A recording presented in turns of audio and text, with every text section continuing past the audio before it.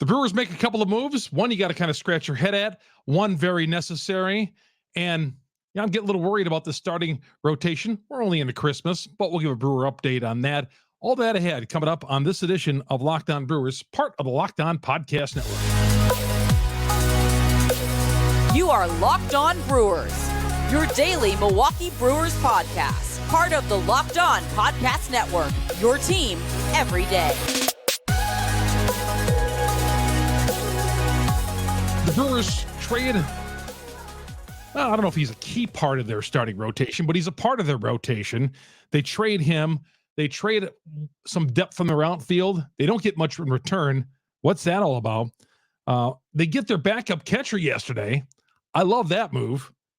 Rowdy throws off some fire shots with his new team, fires off some warning shots, I should say. And is Corbin Burns staying here after all? At least short term? We'll get at all that coming up on Locked On Brewers, part of Locked On Podcast Network. We are your team every day. Chuck Freeman here, first-year host of Locked On Brewers, long time covering the Milwaukee Brewers here in the state of Wisconsin, where I'm a sportscaster, sports director at KFIZ Radio, AP radio reporter as well. Great to have you along. Thanks to everybody following us along, all you everydayers following us along. And here's how you get a podcast. Google, Spotify, Apple. We're on all the major downloads. Wherever you get your podcast, we are there. Just search for Locked On Brewers, whether it's Apple or whatever, and subscribe, please. We'd love to have you aboard. And, of course, go to YouTube. Go to YouTube, our growing YouTube page. Search Locked On Brewers, hit the subscribe button, hit that little bell. That's going to alert you every time we drop an episode here on Locked On Brewers. We're here all winter long talking Brewers baseball with you, keeping you updated with the team, and not only talking about news, but giving opinions and all that. And we got some great guests coming up here in the next couple of days as well. We do. Into the holidays. We're not taking a break during the holidays. We still got some and you know what? I think some Brewer news might happen here I just got a feeling like right during Christmas time, this is when Brewer news usually pops up. And a couple of moves did make the news yesterday. Let's talk about Eric Haase. The Brewers signed him as a backup catcher, 1 year, $1 million plus incentives. Kind of resurrected his career with the Detroit Tigers. Got good power numbers, not great defensively, but I think a guy who's going to come in here. And now the situation with the Brewers here is because Will Contreras is needed in his offense every day. As we saw this past year, he's going to catch, and on his days off, he's going to DH. That's the way it works with him. So they need Eric Haase to come in and provide some bat. And I think he's going to. I love this move. I think it's an upgrade over Caratini. I do. 31 years old, 36 home runs combined in the last 2 years with the Tigers. Again, defense not great, but I really like the move. Eric Haase, they got themselves a backup catcher to replace Caratini, who's with the Astros now. But Eric Haase sounds like a good guy, good teammate, and $1 million plus incentives. Yeah, someone's going to look at it. Yeah, it's a Brewer move, but hey, you know what? You need pieces like this. No relation to Moose Haase. If you're watching me on YouTube, I'm holding up a Moose Haase autograph picture circa 1978 that I got as a young kid to Chuck Moose Haase. I've always kept this. I got to find a picture frame to put it up on my wall somewhere. But it's Eric Haase, pronounced maybe Haase or Hayes in Wisconsin. But it's Eric Haase. Back up. Okay, I love it. Now, the Brewers did clear some salary yesterday with one move that initially when you look at it and you're saying, what are the Brewers doing here? Well, here's what they did. They sent Adrian Haase and Tyrone Taylor to the New York Mets, their old friend David Stearns, and in return, the Brewers get Coleman Crew. It's coming off Tommy John, whose fastball tops out at 92 miles an hour. Now, initially, you're saying, is this a Christmas joke? Is someone screwing with me on this deal? What are the Brewers doing here? Giving away somebody from their starting rotation and a guy you might say is the fourth outfielder on this team, depending how things shake out. Started quite a few games as well last year, Tyrone Taylor. So they're giving away Haase, they're giving away Taylor, and they got really nothing in return. Coleman Crew is a guy who's coming off TJ.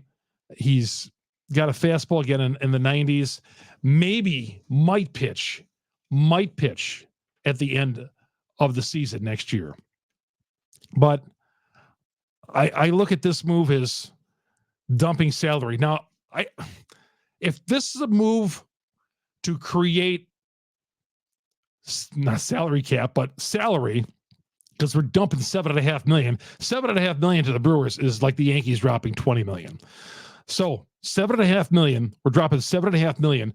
I hope there's a corresponding move that's happening with this by creating that salary space.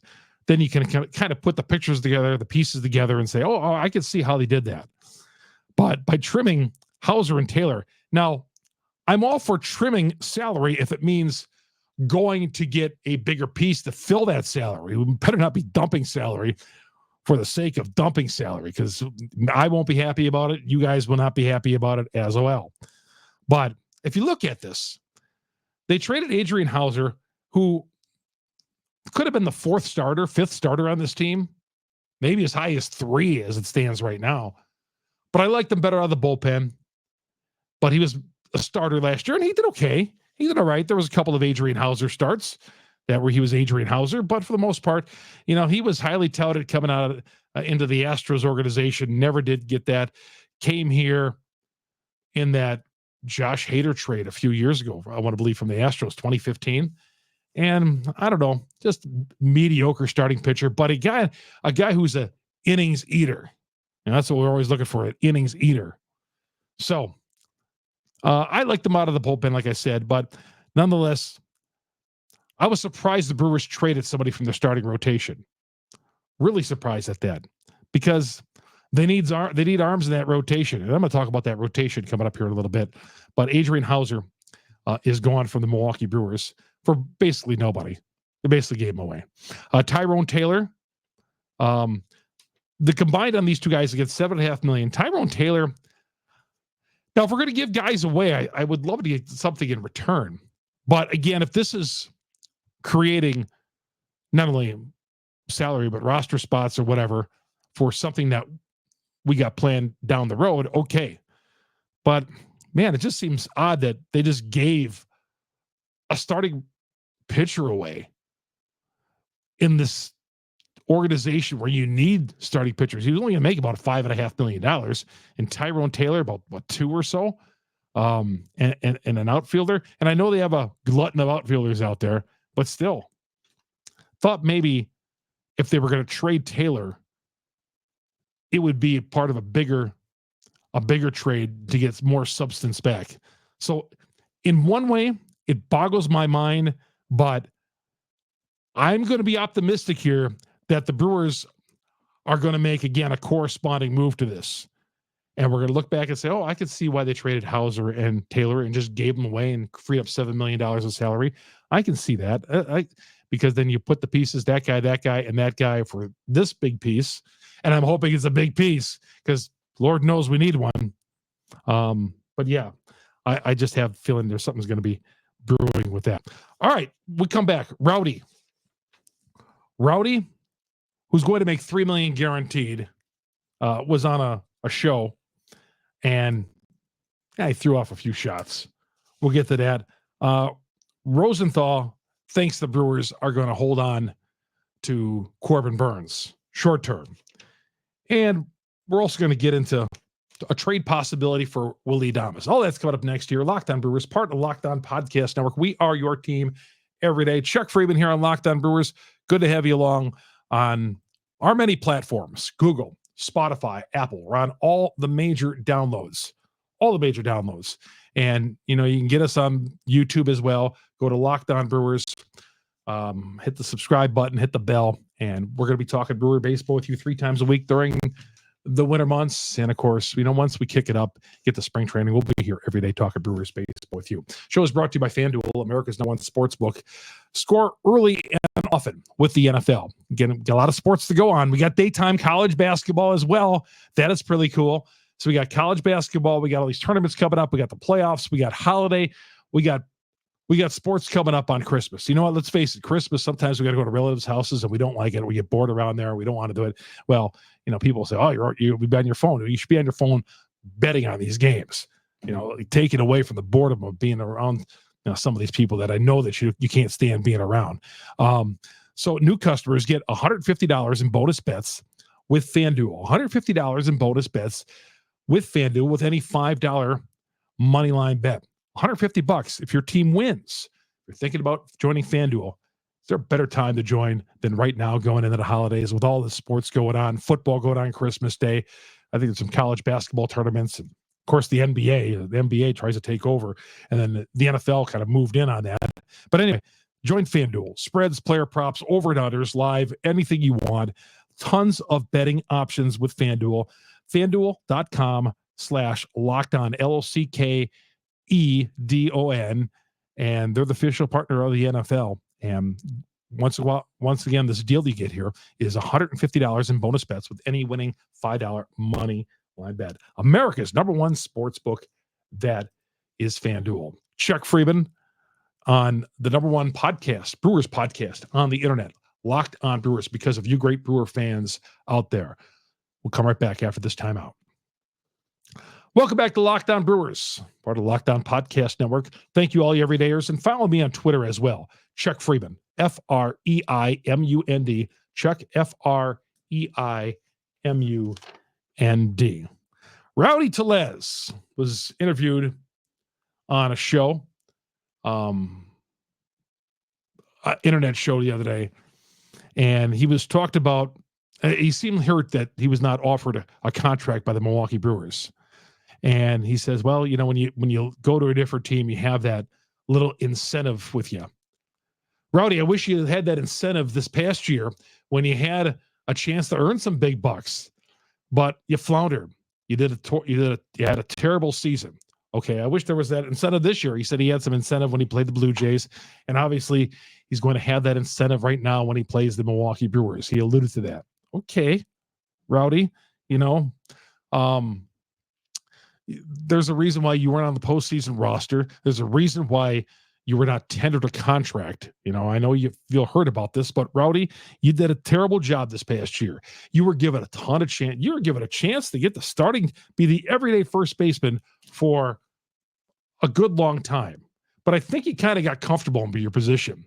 I feel like you kind of got comfortable in that job. I feel like you thought you were this big superstar and all that, and you really hadn't done anything yet. You really hadn't. And, you had this great opportunity on a team that's a perennial playoff contender. So when I hear you say that now with the Pirates and Brewers are in the same division, you'll have that little extra incentive against the Brewers. Well, the Brewers,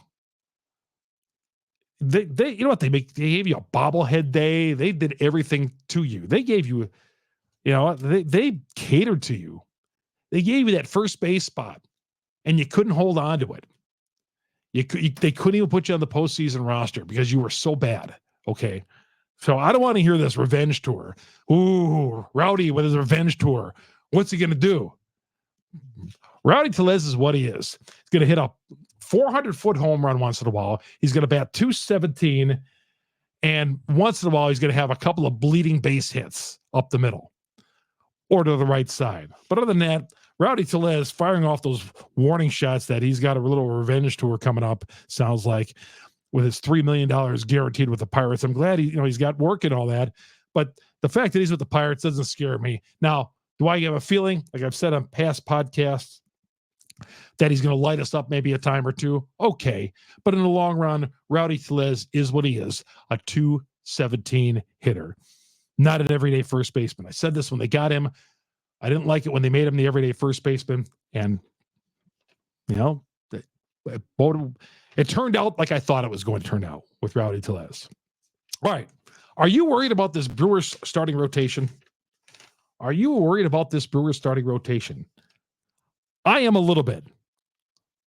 I can't argue that I'm not worried about the starting rotation because I'm looking at it right now, and I see Corbin Burns, Freddie Peralta as my number 2, Wade Miley is 3, Joe Ross as 4, and Colin Ray as 5.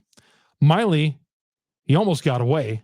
Ross, another guy you're trying to catch lightning in a bottle. And Colin Ray, God bless him, the guy came up and, as we know, made some great starts from AAA last year. And you look at the first two guys, Burns, you hope Peralta can follow up what he did last year. Miley, you hope Father Time isn't taking a hold of him very soon. He was great for the Brewers, again, outperformed his contract. But Ross and Ray at the bottom of that rotation, wow, I do not like this. Rotation went from a strength going into last year into a weakness right now. Burns, Peralta, Miley, Ross, and Ray. That does not, again, they lean on the rotation, as we know, so heavily. That's not a rotation you can lean on. Very worried about it. And Ken Rosenthal was talking yesterday, about how Mark Attanasio is reluctant to trade Corbin Burns because of the heat he's going to get. Like when he traded Josh Hader, feels maybe it's going to send a wrong message to the locker room, maybe a wrong message to Brewers fans out there. Because, Attanasio says he wants to contend. And I really believe that. He wants to contend. He wants to win. He wants this team to be title contenders. And he knows that trading Corbin Burns, well, you're not the contenders anymore in this division. Although you look at everybody else in this division, who's done anything? The Cubs have gotten worse. The Cardinals minimally have gotten better. So if you look at it, nobody really has gotten better so far. The Reds, I guess, the Reds have done the most in the offseason. Okay. And the Pirates, what have they done? Got Rowdy Tellez. But yeah, so far, keeping up with the Joneses in this division, Rosenthal says that Attanasio is reluctant to trade or give the okay to trade Burns for fear that it's going to look like he's in a rebuild project and it's not going to be a good look for his team. Well, again, I'm all for holding on to Burns. If you're not in a pennant race in July, trade him. Burns, somebody's going to say, well, Burns is going to come back and he's going to sulk. No, he's not. He's going to go out and pitch his heart out because, number one, he's a competitor. Number two, he's got some big money on the line down the road. You think he's going to come in here and throw up a 5-5 season? No, he's going to come up here and he's going to prove that he's one of the best pitchers in baseball. But that was interesting that Rosenthal said that Attanasio doesn't want to trade Burns because he saw what Hader did and that bad message a couple of years ago. So, but I still think they're going to do this. I have a feeling they're going to trade Burns. It could be the Dodgers package deal there. I don't know. But I feel like if you trade Corbin Burns, you do have to get some minor league prospects for the infield minor league prospects, and you need a veteran.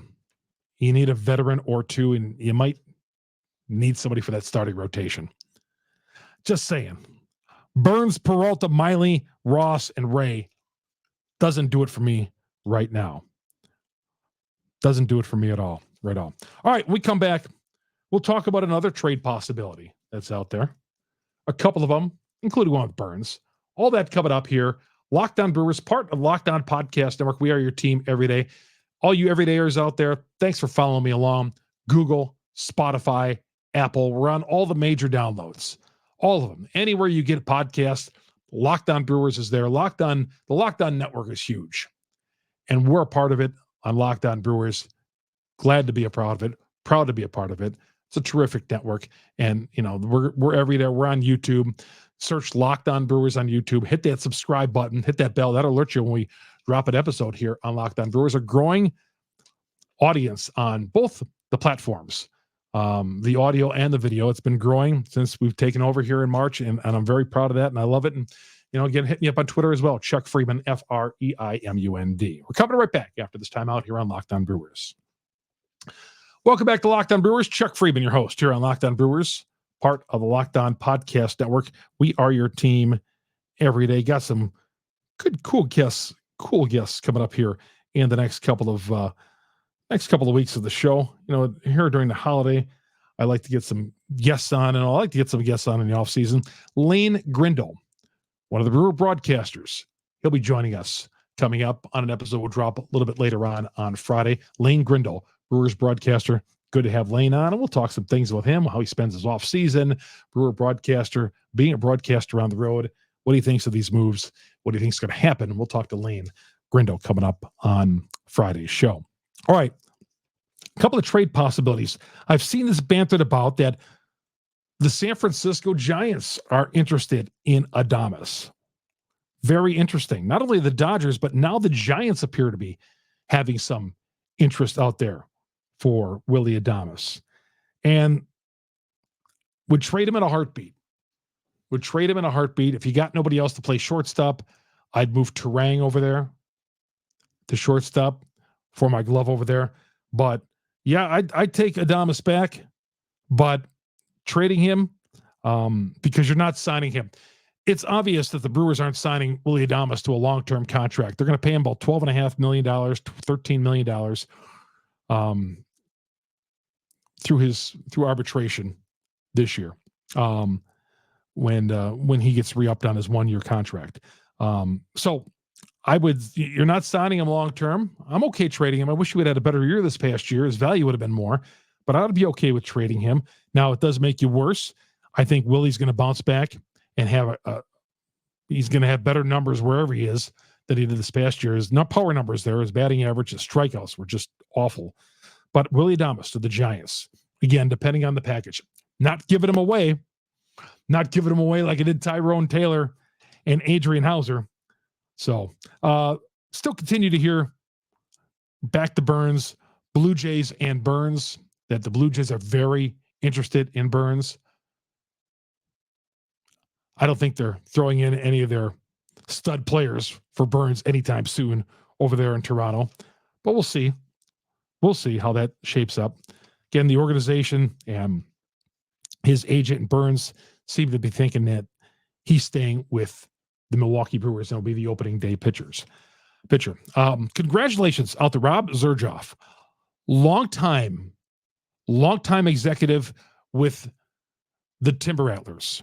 Okay, long time. He won Minor League Executive of the Year, the president of the Timber Rattlers. Rob does a fantastic job. The promotions, everything. And I was so glad a few years ago when they became a Brewers affiliate. I thought that was just such a natural move. It allows the Brewers to send pitchers up to Appleton, and the people up in the Appleton area who can't make it down for a game can go over there and see Brandon Woodruff when he was there, and guys like that. Willy Adames get a few at bats. Guys who are rehabbing over there, and that's very cool to see them in that single A stadium.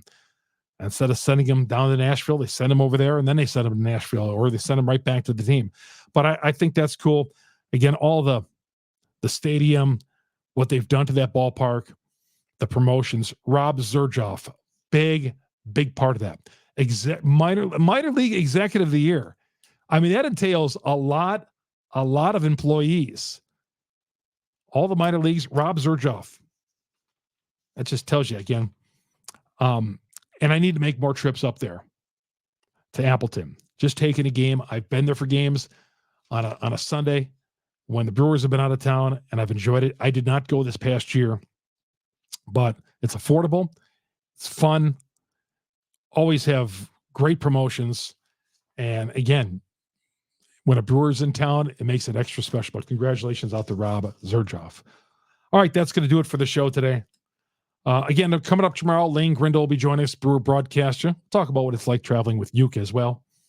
As all these Brewer broadcasters always get asked that, how is it traveling with Uke? So yeah, the Brewers do make a couple of moves. Again, Eric Haase, backup catcher. Love the move. 1 year, $1 million. Financially, just the kind of Milwaukee Brewers move. But I think he's going to outperform that deal, especially at AmFam Field. 36 home runs, 2 years with the Tigers. Love the move. I do really do. It's kind of crazy to say I love a move for a backup catcher, but I do love this one. I think they got better They improved over nothing against Caratini, but I think with Eric Haase, they got better. And of course, the Hauser and Taylor both gone. Stunning move yesterday, somewhat, because I looked at it. I'm like, who did they get in return? A Coleman Cooler? Oh, Coleman Crew they got in return. That's what they got in return. Like I said, I hope there's a better move corresponding, cleaning up some of that salary, saving $7.5 million with that move right there.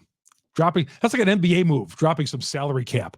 You see the NBA, they always trade an expiring contract to get some salary cap for moves down the road, a year or two down the road.